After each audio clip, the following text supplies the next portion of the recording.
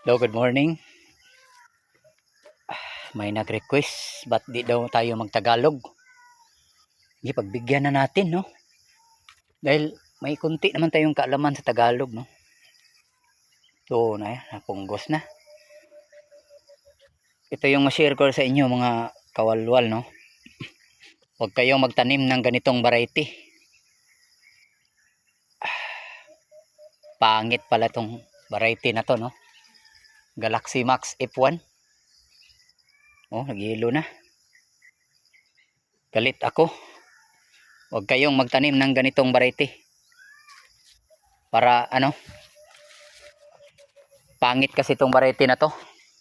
Oh, nag-yelo na. Kaya ako nagagalit kasi pag nagtanim kayo ng variety na to, ito na. Di, joke lang. Huwag kayong magtanim kasi marami siya magbunga, oh. Ayun. Yan, oh. Lahat dyan. So, joke lang, ha. Ito yung ma-recommenda ko, no. Galaxy Max, no. Matanda na to, mag 4 months na to, pero todo bigay yung bunga. Ganito kalaki, no. So, bukas tayo mag-harvest, mga kawalwal, oh. Dito tayo sa baba. Ito yung mga bunga niya. So, nag-yelo na siya, no. Kasi matanda na. Hello, magandang hapon, mga kawalwal.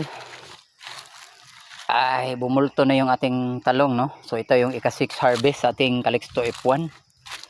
At saka 15th harvest sa ating Galaxy Max F1, no. So, may mga may hinog. Dami nitong palaya, mga kawalwal, siguro 200 plus kilos na to, no. Yan lahat. So, iskuhi pa natin yan. Katapos sunod natin si talong, no. Ito yung talong natin, oh. Yan.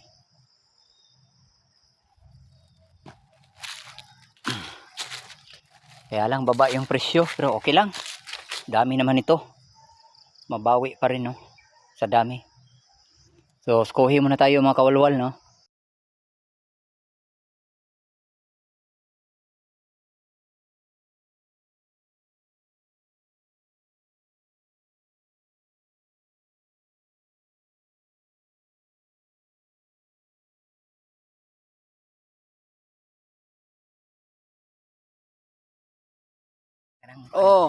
Nanametrisi ka sako. Palong na. Wala ay. Wala bitaw. palong na. Palong mo din ako. Naon man. Ay mo gyud. Ay na ni papirsa ni mabagunitan. Gan agapon ni sa bulan. Gila.